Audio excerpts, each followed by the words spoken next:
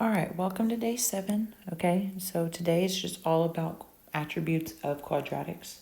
So yesterday we did solving quadratics. Today we're just going to talk about the attributes of them.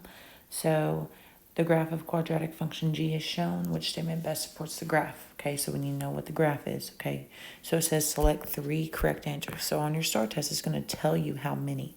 So you should select 3. Don't move on to the next question without selecting 3. So 3 of these are correct. So let's figure them out.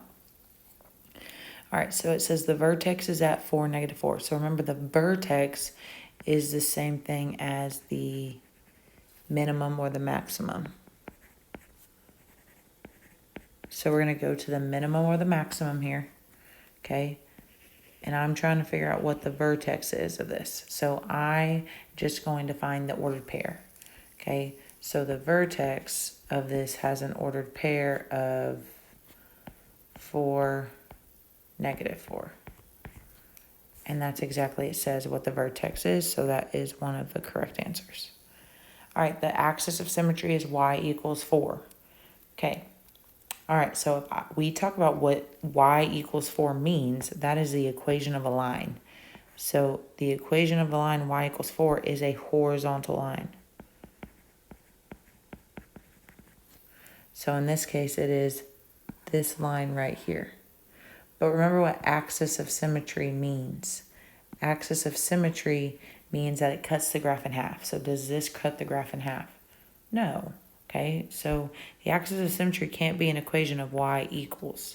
All right, a axis of symmetry cuts the graph in half, but it's a vertical line. It goes up and down. Okay, so this means that it's going to be x equals. So if we look right here, okay, the axis of symmetry is x equals 4. Well, that's correct, okay? Because remember, an axis of symmetry is a line that goes through the vertex. It is also the x value of your vertex. So in this case, it is 4. So that makes this one correct. All right, it says, this one right here says the vertex is a maximum. Okay, well, that means there is a high point, but there is no high point here because the arrows tell us it goes forever and ever. There is only a low point here. So this is actually a minimum. Okay, so in that case, it tells us the last answer choice that is correct is that the zeros are 2, 0, and 6, 0. So remember, zeros are the same thing as your x-intercepts. Okay, so we know this one's not right because it should be a minimum. And the second one's not right because an axis of symmetry should be an x equals. Okay, so an axis of symmetry should be an x equals equation. Okay, all right. The graph of the quadratic function is shown on the grid. Which ordered pair best represents the vertex? So again, the vertex is the minimum or the maximum. So it's the lowest point or the highest point. So in this case, this has a ordered pair of 1, -4. Okay. All right. All right. This one says 2 characteristics of quadratic function P are given. I need an axis of symmetry of x equals -3. And then I want exactly 1, 0. So 1, 0 means it has one x-intercept. So I mean it only touches the x-axis once. All right, so if I go through A, it touches the x-axis once. C touches it twice, so C's not it. B touches it twice, touches the x-intercept twice. And D touches it once. Okay, so now we're just deciding between A and D. But I want an axis of symmetry of x equals -3. So remember, your axis of symmetry goes through the vertex.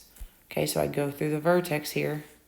Okay, that hits the -3, whereas D hits the +3.